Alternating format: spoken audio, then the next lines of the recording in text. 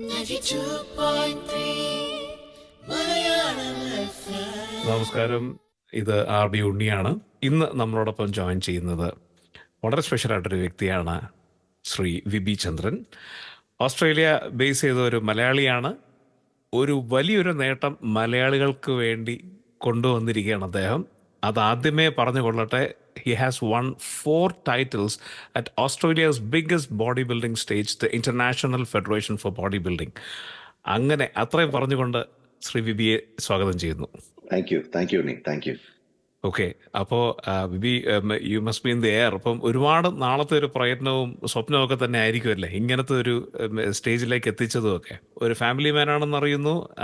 ഈ പറഞ്ഞ അതെ. മാതിരി ഒരുപാട് ഉത്തരവാദിത്തങ്ങളും ജോലിയും ഒക്കെ ചെയ്യുന്ന ഒരു വ്യക്തിയാണ്. അതിനിടയിൽ കൂടെ ഇങ്ങനത്തെ ഒരു പാഷൻ കൊണ്ടു നടക്കുന്നു. ശരിക്കും പറഞ്ഞു കഴിഞ്ഞാൽ നമ്മളൊരു പ്രത്യേക ഒരു ഏജ് ഗ്രൂപ്പിൽ ഒക്കെ കണ്ടുവരുന്ന ഒരു പാഷൻ എന്തൂസിയാസം ഒക്കെയാണ്. ഏറെക്കുറെയൊക്കെ അവർ ഒരു സോളിറ്റ്യൂഡിൽ ജീവിക്കുന്ന ആൾക്കാരൊക്കെ ആയിരിക്കും. പക്ഷെ ഒരു ഫാമിലി അതെ. മാനാണ് ഒരു താങ്കളെ പോലൊരു വ്യക്തിത്വം. ഇത് എങ്ങനെ അച്ചീവ് ചെയ്തു എന്നൊക്കെ അറിയാൻ ഒരുപക്ഷെ എന്നെ പോലെ ഒരുപാട് പേർക്ക് ആകാംക്ഷ ഉണ്ടായിരിക്കും. അപ്പോൾ കൺഗ്രാറ്റുലേറ്റ് ചെയ്തുകൊണ്ട് ചോദിച്ചു കൊള്ളട്ടെ, പറയൂ, അങ്ങയുടെ ജേണി പറയൂ. Thank you, ഉണ്ണി. ഇത് വളരെ വളരെ ഒരു ഹാപ്പി ആയിട്ടുള്ള ഒരു സംഭവമാണ്. എനിക്ക് ഇന്നലെയാണ് ഇതിന്റെ കോമ്പറ്റീഷനും സംഭവങ്ങളൊക്കെ കഴിഞ്ഞത്. അപ്പോ ഓക്കെ. ഇത് ഈ ഒരു കോമ്പറ്റീഷൻ പ്രെപ്പ് എന്ന് പറയുമ്പോൾ ഞാൻ ഇത് തുടങ്ങിയത് ലാസ്റ്റ് ഇയർ നവംബർ 2023 അപ്പം ഓക്കെ. ഉണ്ണി പറഞ്ഞ പോലെ ഇത് ഓസ്ട്രേലിയയിലത്തെ വൺ ഓഫ് ദി അല്ല, is the biggest stage in Australia for body building. അപ്പോ ഞാനും എന്റെ coach Josh Linatovich, is actually an Olympian as well. ആള് മിസ്റ്റർ ഒളിമ്പിയ ടോപ്പ് 10 ഉണ്ടായിരുന്ന 2019. അപ്പോ he's my coach and mentor. അപ്പോ ആള് ഞാനും കൂടി ചേർന്നിട്ടാണ് നമ്മൾ അങ്ങനെ ഒരു ഡിസിഷൻ എടുത്തത്. അതായത് ഇനി ചെയ്യുമ്പോ we have to do IFBB എന്നുകൊണ്ട്. And the prep was actually starting from November 11th until August 31st. അതായത് ഈ കഴിഞ്ഞ മാസം 31-ാം തീയതി വരെ എന്റെ പ്രെപ്പ്. ഒന്നാം തീയതി ആയിരുന്നു എന്റെ സ്റ്റേജ് ഷോ. അങ്ങനെ ഇന്ന് 2-ാം തീയതി നമ്മളിതാ സംസാരിക്കുന്നു. ഇത് എനിക്ക് വലിയൊരു ഭാഗ്യമായിട്ട് തോന്നുന്നു കേട്ടോ. കാരണം ഒന്നാമത്തെ കാര്യം, ഇത്രയും ഡിസിപ്ലിൻ എടുത്ത് ഒരു കാര്യം ചെയ്യുക, അതിലേക്കുള്ള മൈൻഡ് സെറ്റ് എന്ന് പറയുന്നത് തന്നെ you will be thinking about each and every second that passes by. എന്റെ അസംഷൻ ശരിയാണ്. കാരണം അത്രയ്ക്കും വളരെ ശരി. സമയത്തെ പറ്റിയും ഡിസിപ്ലിനൊക്കെ പറ്റി അത്രയും അവെയർ ആയിട്ടിരിക്കുന്ന ഒരു വ്യക്തിയാണ്. ഈ Discipline- ഒരു ഡിസിപ്ലിൻ എംബഡ് ആയിരിക്കുന്നത് ഒരു വർഷത്തെ പഴക്കമേ ഉള്ളൂ, അതോ ഇതിലേക്കുള്ള പാഷൻ എത്ര വർഷം പുറകോട്ട് പോകും ഈ പാഷൻ? പാഷൻ എനിക്ക് തുടങ്ങിയത് 18-ാമത്തെ വയസ്സിലാണ്. ശരി. അപ്പോ ബോഡി ബിൽഡിംഗ് എന്ന് പറയാൻ പറ്റില്ല. ജിമ്മിൽ പോവുക എന്ന് പറയുന്നത് നമുക്കൊരു ആ സമയത്ത്, അതായത് 18-ാമത്തെ വയസ്സിൽ ജിമ്മിലൊക്കെ പോവുക എന്നൊക്കെ പറയുമ്പോൾ ഒബ്വിയസ്ലി ഇപ്പോഴത്തെ ജനറേഷൻ കുട്ടികളുടെ അടുത്ത് നോക്കി കഴിഞ്ഞാൽ നിങ്ങൾക്ക് കാണാം 10-16 വയസ്സാകുമ്പോഴും ഞാൻ പോണ ജിമ്മിൽ കാണാം 14-15 വയസ്സായിട്ടുള്ള പിള്ളേർ വരും. അപ്പൊ അത് യൂഷ്വലി എനിക്ക് മനസ്സിലാവും ഓപ്പോസിറ്റ് സെക്സിന്റെ അടുത്ത് ഒന്ന് ഷോ ഓഫ് ഒക്കെ ചെയ്യാം, അതായത് കുറച്ച് ബോഡി ഒക്കെ ഉണ്ടെന്ന് കാണിക്കാൻ വേണ്ടിയിട്ടുള്ള ഒരു സെറ്റപ്പാണ് ഇപ്പോഴത്തെ ജനറേഷൻ. സെയിം ഇത് തന്നെയായിരുന്നു എനിക്കും 18-ാമത്തെ വയസ്സിൽ. ഓക്കെ, നമുക്കും ഗേൾ ഫ്രണ്ട്സ് വേണം, അപ്പൊ കുറച്ച് ബോഡി ഒക്കെ ഉണ്ടെങ്കിൽ ആരെങ്കിലും ഒക്കെ ഒന്ന് നോക്കും. അങ്ങനെ ആ ഒരു സെറ്റപ്പിലാണ് നമ്മളിത് സ്റ്റാർട്ട് ചെയ്യുന്നത്. ബട്ട് ദെൻ ഓവർ ടൈം, അതായത് ഒരു 19-20 വയസ്സാകുമ്പോഴേക്കും ആ ഒരു എന്താ പറയാ bug actually got into me. അതായത് ബോഡി ബിൽഡിംഗ് വെറും ഒരു ഷോ അല്ല, it is something which you need to actually have that drive. അതായത് ആ ഒരു ലെവലിലേക്ക് കയറണം എന്നുള്ള മനസ്സുകൊണ്ടുള്ള ആ ഒരു ഇതുണ്ടെങ്കിൽ ഓട്ടോമാറ്റിക്കലി നമുക്ക് അതിനോടുള്ള ഇഷ്ടം കൂടുക ചെയ്യും. പിന്നെ അവിടെ നിന്ന് അങ്ങോട്ട് it was just like for me was actually maintaining my fitness. And ആൾക്കാരെല്ലാരും പിന്നെ ഓരോന്ന് നമ്മളെ കാണുമ്പോൾ പറയുമ്പോൾ ജിമ്മിൽ പോകുന്നുണ്ടോ, നിന്റെ ബോഡി ഭയങ്കര ചേഞ്ച് ആണ്. അപ്പൊ ഇത് കേൾക്കും തോറും അൺഫോർച്ചുനേറ്റ്ലി എന്ന് പറയില്ല, ഫോർച്ചുനേറ്റ്ലി നമുക്ക് അതൊരു റിവേഴ്സ് ഹൈ കിട്ടും.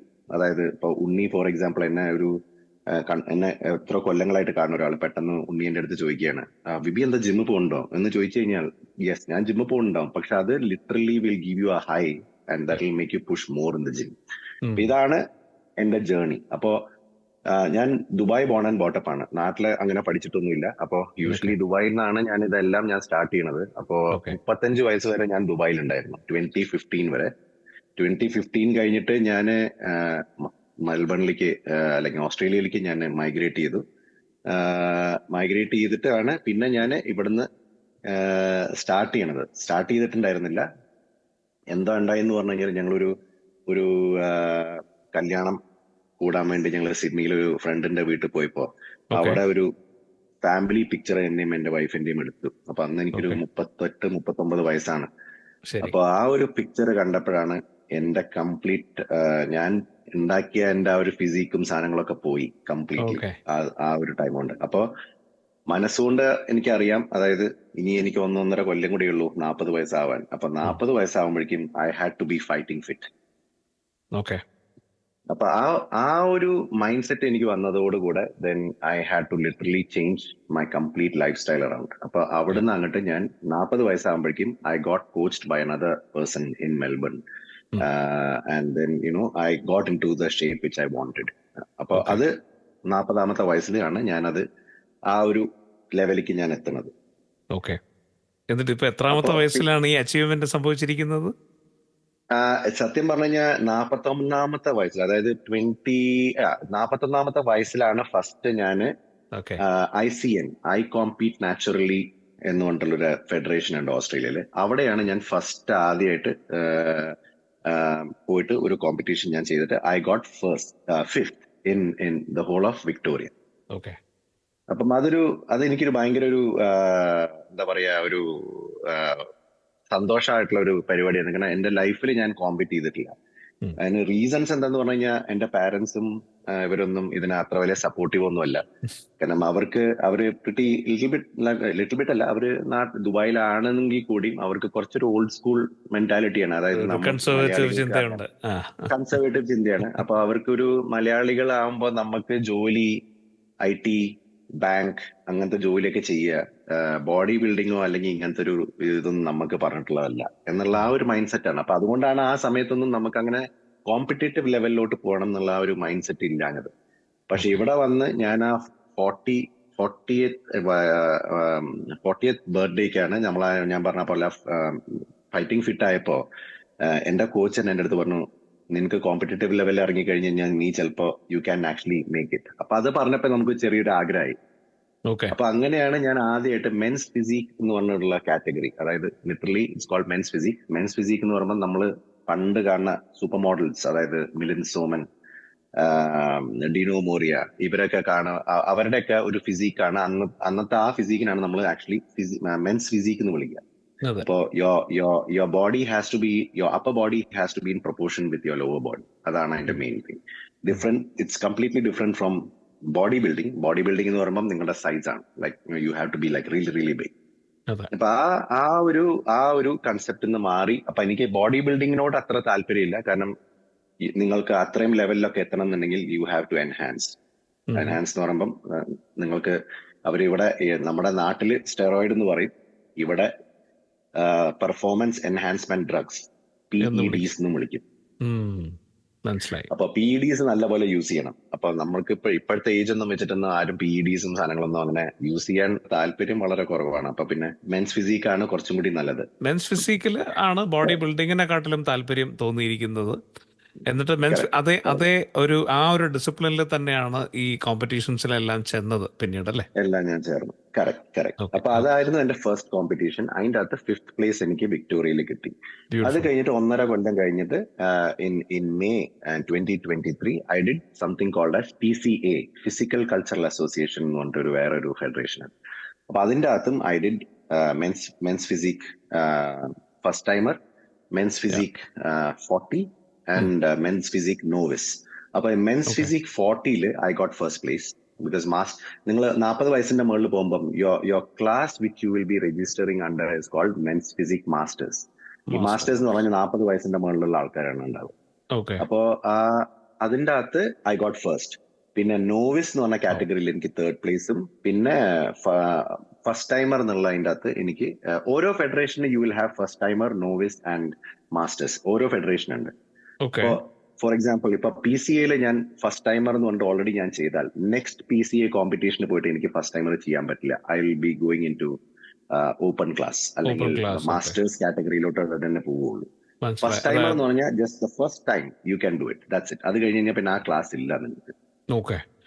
അപ്പോൾ ഹലോ. ഓസ്ട്രേലിയയുടെ അതായത് ഈ പറഞ്ഞ മാതിരി ICNലൂടെ അതായത് കടന്നു വന്ന് പിന്നെ PC അതായത് ഫിസിക്കൽ കൾച്ചറൽ അസോസിയേഷൻ, അതിനുശേഷം കറക്റ്റ്. IFBB അത് international federation for correct. Body ബിൽഡിങ്ങിലേക്ക് വന്നു. അതിനകത്ത് 4 കറക്റ്റ്. കാറ്റഗറികളായ ഫസ്റ്റ് ടൈമർ, പിന്നെ അല്ലാതെ മാസ്റ്റർ, നോവിസ്, പിന്നെ ഓപ്പൺ ക്ലാസ്സിലും പങ്കെടുത്തു എന്നറിയുന്നു. ഓപ്പൺ ക്ലാസ്സിൽ ഞാൻ പങ്കെടുത്തു. So open okay. ക്ലാസ് എന്ന് പറയുമ്പം ടെക്നിക്കലി യങ് ബോയ്സ് ആണ്. അതായത് 24 to 35 റേഞ്ചിലുള്ള പിള്ളേരാണ് കൂടുതലും ഓക്കെ. അതിൻ്റെ അകത്ത് ഉണ്ടാവും. And I okay. Was the only one who was actually 44 years of age. Okay. അതിൻ്റെ അകത്ത് അവരെല്ലാരെയും ബീറ്റ് ചെയ്ത് സെക്കൻഡ് പ്ലേസ് അടിക്കാൻ കിട്ടി. വാവ്. അപ്പൊ that is a big achievement for me. And like uh uh ഒരു അതെ. ലെവലിൽ എത്തുന്ന ഞാൻ തന്നെ പോലും വിചാരിച്ചില്ല. But then I think luck was also on my side.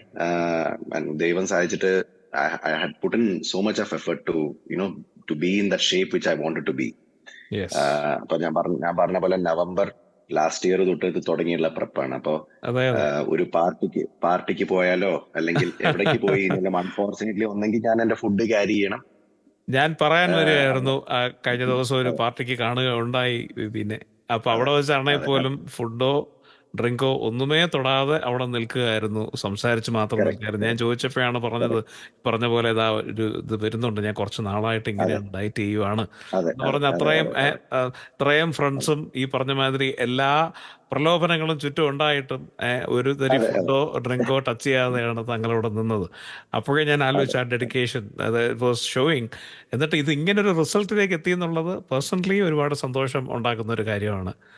അതെ. അതെ. അതെ. അതെ. അല്ല, that's something which I never expected. സത്യം പറഞ്ഞു കഴിഞ്ഞാൽ 40 മാസ്റ്റേഴ്സ് ക്ലാസ്സിൽ എനിക്ക് കിട്ടുന്നുള്ളത് എനിക്ക് ഉറപ്പായിരുന്നു. കാരണം ആകെ മൂന്നേ പേരെ ഉണ്ടായിരുന്നു. കോമ്പീറ്റ് ചെയ്യാൻ. ഓക്കെ. മൂന്ന് പേരിന്റെ അകത്ത് എനിക്കറിയാം ഒന്നെങ്കിൽ ഒരു ഫസ്റ്റ് അല്ലെങ്കിൽ ഒരു സെക്കൻഡ് അല്ലെങ്കിൽ തേർഡ്. ഇതിന്റെ അകത്ത് എനിക്ക് എന്തായാലും കിട്ടുന്നറിയാം. പിന്നെ ബാക്കിയുള്ള മറ്റേ 3 കാറ്റഗറിയിലും ഒക്കെ യങ്സ്റ്റേഴ്സ് ആണ്. എന്നെക്കാട്ടും മസിൽസും അല്ലെങ്കിൽ നിങ്ങൾക്ക് അറിയാലോ, ഞാൻ പറഞ്ഞല്ലോ മറ്റേ Yeah. മിക്ക ആൾക്കാരും പെർഫോമൻസ് എൻഹാൻസ്മെന്റ് ഡ്രഗ്സ് യൂസ് ചെയ്യുന്ന ആൾക്കാരാണ്. അപ്പം obviously they will be bigger than me. Right. പക്ഷേ ഒരു കാര്യം ഞാൻ പഠിച്ചതെന്ന് പറഞ്ഞാൽ it is never about your size, it is always your conditioning. ഇപ്പൊ നിങ്ങളുടെ ഉം. ബോഡിയുടെ കണ്ടീഷനിങ് ആണ് end of the day judge നോക്കുക. ഉം. അപ്പൊ ഞാൻ ഇന്നലെ വരെ I was always thinking that I have to be big. ഞാൻ ശരിക്കും വലിയൊരു ബോഡി, അല്ലെങ്കിൽ എന്റെ ബോഡി ശരിക്കും വലുതാവണം എന്നുള്ളത് ആ ഒരു കൺസെപ്റ്റ് ആക്ച്വലി ഇന്നലെ എനിക്ക് അത് മാറി കിട്ടി. അതിന്റെ ഒരു ആവശ്യമില്ല. As long as you have the necessary size, conditioning നിങ്ങളുടെ ടോപ്പ് നോച്ച് ആണെന്നുണ്ടെങ്കിൽ ദെൻ യു ആർ ഇൻ.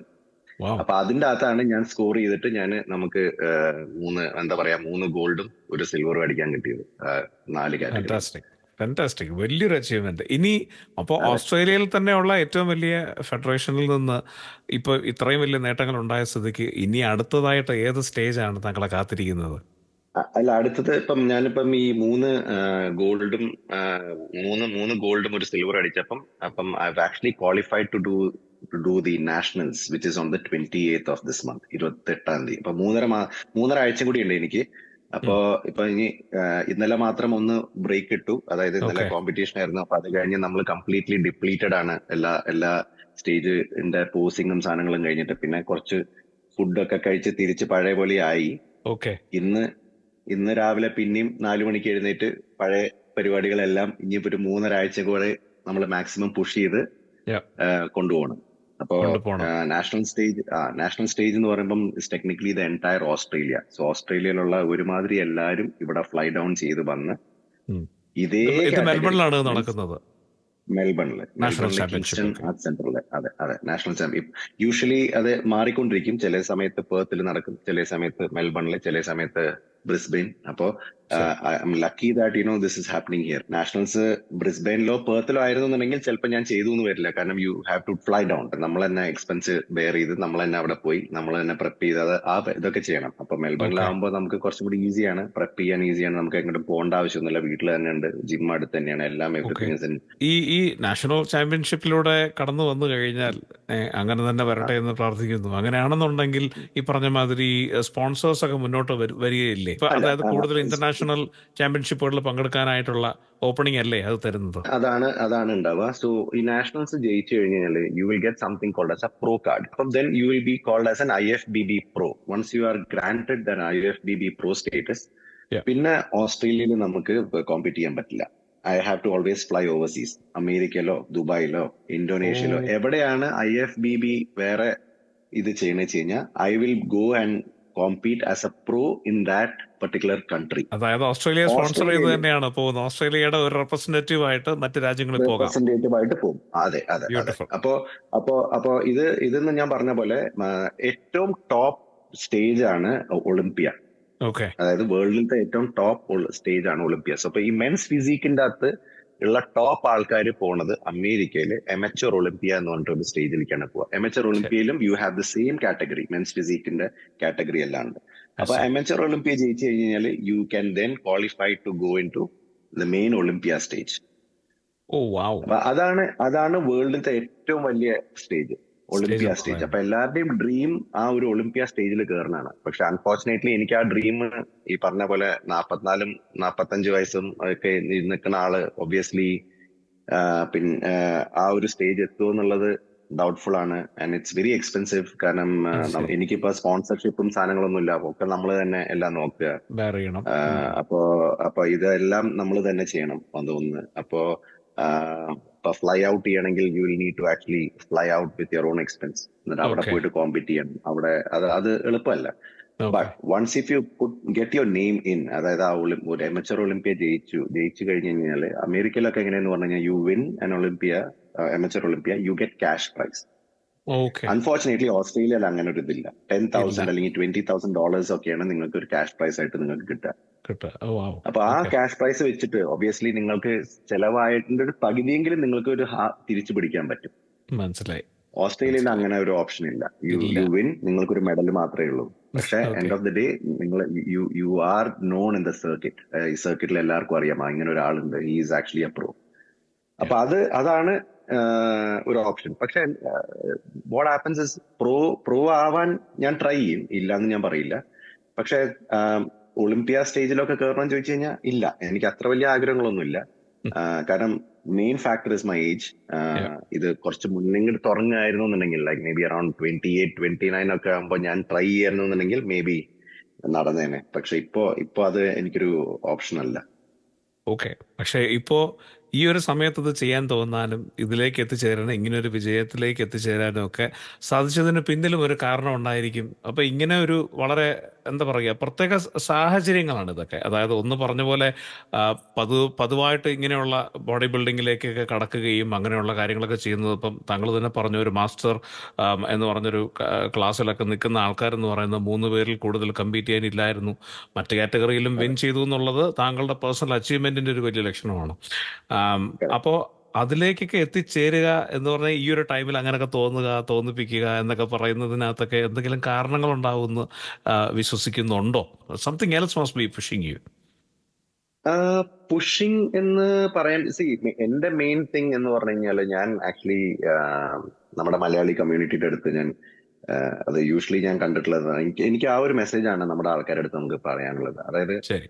ഞാൻ കണ്ടിട്ടുള്ള മിക്ക ആൾക്കാരും, അതായത് ഞാൻ എല്ലാവരും ഞാൻ അങ്ങനെ ടൈപ്പ് കാസ്റ്റ് ചെയ്യില്ല, ഞാൻ കണ്ടിട്ടുള്ള ഇവിടെ വന്നിട്ട് കണ്ടിട്ടുള്ള ആൾക്കാരെല്ലാവരും ഒരു 35-36 വയസ്സ് കഴിഞ്ഞ് കഴിഞ്ഞാൽ അവർക്ക് പിന്നെ ഫിറ്റ്നസ്സോ അല്ലെങ്കിൽ ഹെൽത്ത് കോൺഷ്യസ്നെസ് അങ്ങനത്തെ ഒരു പരിപാടി ആർക്കും അത്ര വലിയൊരു സംഭവമായിട്ട് എനിക്ക് കണ്ടിട്ടില്ല. അവര് പറഞ്ഞത് ഇനി എന്ത് ചെയ്യാൻ, 35 വയസ്സ് കഴിഞ്ഞില്ലേ, ഇനിയിപ്പോ ആരെ നമ്മുടെ കാര്യങ്ങൾ കാണിക്കാനാണെന്നല്ലേ? നോക്കാം. ആരെ കാണിക്കാനാണെന്ന്. ആരെ കാണിക്കാൻ അതായത് നമ്മുടെ സിനിമയില് ഈ എന്താണ് ആ ആക്ടറിന്റെ പേര്, നമ്മുടെ പ്രേമം സിനിമയിൽ അഭിനയിച്ച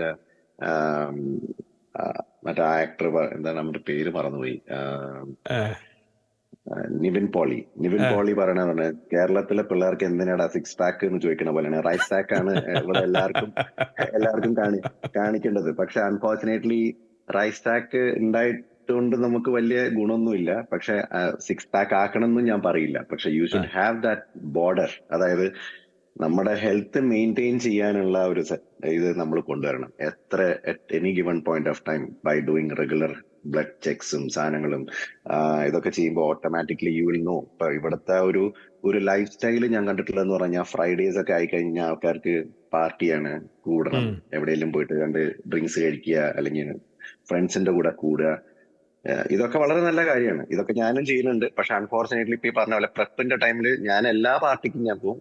ഉണ്ണിയാന്ന് ഇപ്പൊ പറഞ്ഞ പോലെ എല്ലാ പാർട്ടിയിലും ഒരു സൈഡിൽ ഞാൻ നിന്നിട്ട് ഒന്നെങ്കിൽ വെള്ളം കുടിക്കും, ഇല്ലെങ്കിൽ എന്താ എന്തെങ്കിലും വീട്ടിൽ നിന്നൊക്കെ എന്തെങ്കിലും ഉണ്ടാക്കി കൊണ്ടുവരും ഞാൻ, എന്റെ ആ ഒരു ഇത് ക്രേവിങ്സ് മാറ്റാൻ വേണ്ടിയിട്ട്. അതല്ലാതെ മനസ്സിലായി. അതൊക്കെ എന്ന് പറഞ്ഞാൽ ഒരു കോമ്പറ്റേറ്റീവ് ലെവലിൽ നമ്മൾ ചെയ്യണതാണ്. അത് അങ്ങനെയൊന്നും എല്ലാവരും ചെയ്യേണ്ട ആവശ്യമില്ല.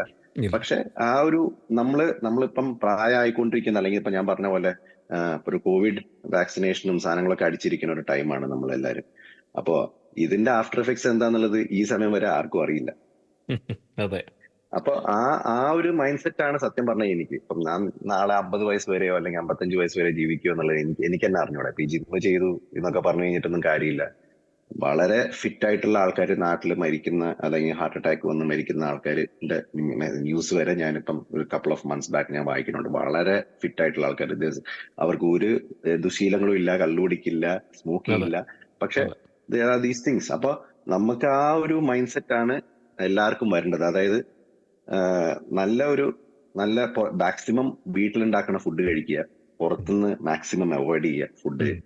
ചെയ്യേണ്ടെന്നല്ല, കുട്ടികളാണ്, ഫാമിലി ഉണ്ടാവും. ഫാമിലി ഉണ്ടാവുമ്പോൾ ഒബ്വിയസ്ലി നമുക്ക് ആ ഒരു പുറത്ത് പോയി കഴിക്കണം എന്നുള്ള ആ ഒരു ഇതുണ്ടാവും. കാരണം മിക്ക ആൾക്കാരും നല്ല ഫുഡീസ് ആയിരിക്കും. അപ്പൊ അവർക്ക് various types of foods try ചെയ്യാനും അതിനൊക്കെ ഭയങ്കര ആഗ്രഹമായിരിക്കും. ഇതൊന്നും ചീത്തയല്ല, അതെ. പക്ഷെ ദീസ് ഷുഡ് ബി ലിമിറ്റഡ്. അതായത് നമുക്കത് ഭയങ്കര ലിമിറ്റഡ് ആയിട്ട് നിൽക്കുക, മാക്സിമം വീട്ടിലുള്ള കാര്യങ്ങൾ ഇതൊക്കെ വെച്ച് നോക്കുക. അതെ. ഇപ്പൊ ഞാൻ പറഞ്ഞ പോലെ നല്ല റെഗുലർ ഹെൽത്ത് ചെക്കപ്സ് ചെയ്യുക. ഇപ്പൊ ഞാൻ ഒരു കാര്യം ഞാൻ എല്ലാവരുടെ അടുത്തും പറയുന്ന പറഞ്ഞു കഴിഞ്ഞാൽ, എന്റെ GP എന്റെ അടുത്ത്, ഞാൻ ഒരു പ്രാവശ്യം എന്റെ GP അടുത്ത് ഞാൻ പോയിട്ട് ഞാൻ പറഞ്ഞു എനിക്കിങ്ങനെ എന്റെ ഹാർട്ട് ചെക്ക് ഒന്ന് ചെയ്യണം. കാരണം കോവിഡ് വാക്സിനേഷൻ അടിച്ചു കഴിഞ്ഞാൽ നിങ്ങൾക്ക് മയോകാർഡൈറ്റിസ് എന്ന് പറഞ്ഞിട്ടൊരു സംഭവം, അതായത് ഹാർട്ട് എൻലാർജ്മെന്റിന്റെ ഒരു ഇഷ്യൂ വരുമെന്ന് ഞാൻ ഇങ്ങനെ കേട്ടിട്ടുണ്ട്. ഓഹോ. അപ്പൊ അത് ഞാൻ ഓൾറെഡി 3 ഡോസസ് അടിച്ചിട്ടുണ്ട്. അപ്പൊ ഈ ജിമ്മ് ചെയ്യാനൊക്കെ പോകുമ്പോൾ, അല്ലെങ്കിൽ നിങ്ങൾ കോമ്പറ്റേറ്റീവ് ലെവലിൽ എത്തുമ്പോൾ ഒബ്വിയസ്ലി നിങ്ങൾ അത് ആദ്യം നോക്കണം. If your heart is not pumping enough blood, അല്ലെങ്കിൽ എൻലാർജ്ഡ് ആണെന്നുണ്ടെങ്കിൽ it will be more difficult for your heart to pump. കാരണം അതിന്റെ സൈസും കഴിഞ്ഞിട്ട് നിൽക്കുന്ന ഒരു ഇതാണ്. അപ്പം ഇതൊക്കെ മനസ്സിലായി. ആദ്യം ചെക്ക് ചെയ്യണം. ഉം. അപ്പൊ ഇത് ചെക്ക് ചെയ്യാൻ വേണ്ടി ഞാൻ എന്റെ ഡോക്ടറിന്റെ അടുത്ത് ആദ്യം ഞാൻ പോയപ്പോ ഞാൻ പറഞ്ഞു എനിക്ക് എന്റെ ഹാർട്ടിന്റെ ഇതൊന്ന് ചെക്ക് ചെയ്യണം. അപ്പൊ അങ്ങനെയാണ് ആൾ എന്റെ അടുത്ത് ആദ്യം പറഞ്ഞത്, you are the first person who came to me and asked me that I want to check my heart. Because എല്ലാരും വന്നിട്ട് ചെക്ക് ചെയ്യുന്ന ഷുഗർ ആൻഡ് കൊളസ്ട്രോൾ ആണ്. ആണ്. ആ. അപ്പൊ ഇയാള് പറഞ്ഞ ഇതിന് രണ്ടിനും മരുന്നുണ്ട്. For that your heart needs to be more strong. Heart ഇല്ല എന്നുണ്ടെങ്കിൽ നിങ്ങൾക്ക് ഷുഗറും കൊളസ്ട്രോളും ഉണ്ടായിട്ട് കാര്യം. അപ്പൊ that actually open my eyes. അപ്പൊ ഇത് I try to tell my family as well.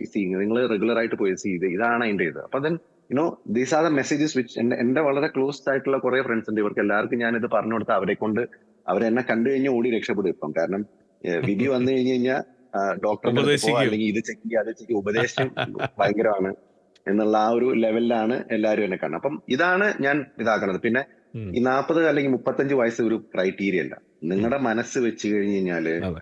100% you can achieve ചെയ്യാൻ പറ്റും എന്ന് പറഞ്ഞു കഴിഞ്ഞാൽ ചെയ്യാൻ പറ്റും. ആ ഒരു മൈൻഡ് സെറ്റ് ആണ്. ആ മൈൻഡ് സെറ്റ് വരാൻ maybe it will take hardly a week or 2. പക്ഷെ ആ ഒരു ചില ആൾക്കാർക്ക് 2 ദിവസം കൊണ്ട് പറ്റും. ഉം. പക്ഷെ ആ മൈൻഡ് സെറ്റ് വന്നു കഴിഞ്ഞു കഴിഞ്ഞാല് U will be in the next level of focus. നിങ്ങൾക്ക് ആ നെക്സ്റ്റ് ലെവൽ ഫോക്കസ് ആയിരിക്കും ആ സമയത്ത്. ബ്യൂട്ടിഫുൾ. അത് അത്രേ എനിക്ക് ഇവരുടെ അടുത്ത് പറയാനുള്ളൂ. പക്ഷെ അത് ഒരിക്കലും അതൊരു സെക്കൻഡറി ആയിട്ട് വെക്കരുത്. ഹെൽത്ത് ആണ് ഫസ്റ്റ്. എന്റെ മദർ പറയുന്ന ഒരു 1 ലൈനർ ഉണ്ട്, അത് എനിക്ക് പറയാൻ പറ്റുമെന്ന് പറയുന്നില്ല, ചുമരുണ്ടെങ്കിലേ ചിത്രം വരയ്ക്കാൻ പറ്റൂ എന്ന് പറയും. അതെ. അതെ. അപ്പൊ അതാണ് മെയിൻ. അപ്പൊ അതാണ് that's what I'm trying to pass on. അതായത് ഇറ്റ്സ് നെവർ ടു ലേറ്റ്. നിങ്ങൾക്ക് അത് ചെയ്യാൻ പറ്റും എന്നുള്ളത് ഉറപ്പാണ്. അതിന്റെ ഒരു എക്സാമ്പിൾ ആണ് ഞാൻ കാണിച്ചു തന്നത്. അതായത് ബ്യൂട്ടിഫുൾ. 44-ാമത്തെ വയസ്സിലും നമുക്ക് ഇങ്ങനെ ഇത് പോയി ഇത് ചെയ്യാം. 100%. അത് ആ ഒരു കോൺഫിഡൻസ് ഉണ്ടായാൽ മതി. And then that mind set. These two are the only things which are required for you to actually go further. അതാണ് പക്ഷെ that's what I was asking. I mean, and that's what I got from you. Thank you so much. അതായത് you are leading by example and you strongly believe in good health as the main criteria that you should be sticking to, so that അങ്ങനത്തെ ഒരു healthy ആയിട്ടൊരു ബോഡിയാണ് ഒരു നല്ലൊരു healthy ആയിട്ടുള്ള മൈൻഡിലേക്ക് lead ചെയ്യുന്നത്. അത് ജീവിതത്തിലും അതെ സമാധാനം കൊണ്ടുതരും. ഇത്രയും ഡിസിപ്ലിനോട് കൂടി ഇത്രയും കാര്യങ്ങൾ പെർസ്യൂ ചെയ്യാൻ പറ്റുന്നതിനൊക്കെ കാരണം അത് തന്നെയാണ്. അത് നമ്മുടെ ക്ഷമ, ഒരുപാട് കാര്യങ്ങൾ, ഒരുപാട് ക്വാളിറ്റീസിലേക്കൊക്കെ അത് കോൺട്രിബ്യൂട്ട് ചെയ്യുമെന്ന് നമ്മൾ അവരാണ്. കാരണം നമ്മുടെ തന്നെ ബോഡിയുടെ അസ്വസ്ഥതകൾ കൊണ്ടാണ് മനസ്സ് അസ്വസ്ഥമാകുന്നതും അതിലൂടെ അതെ നമ്മുടെ അതെ സ്വഭാവത്തിലേക്ക് അത് റിഫ്ലക്റ്റ് ആവുന്നതും. ഇതിലൊക്കെ ഒരുപാട് correct. ഒരുപാട് കാര്യങ്ങളുണ്ട്. ഉണ്ട് അത് ഉണ്ട് ഇതിനൊക്കെ ഒരു നല്ലൊരു ഉദാഹരണമായിട്ട് നമുക്കിടയിൽ, ഈ മലയാളികൾക്കിടയിൽ, മെൽബണിൽ ഇവിടെ ജീവിക്കുക എന്നുള്ളത് തന്നെ ഒരു മറ്റുള്ളവർക്ക് അതൊരു വലിയൊരു ഭാഗ്യമായിട്ടാണ് കരുതുന്നത്.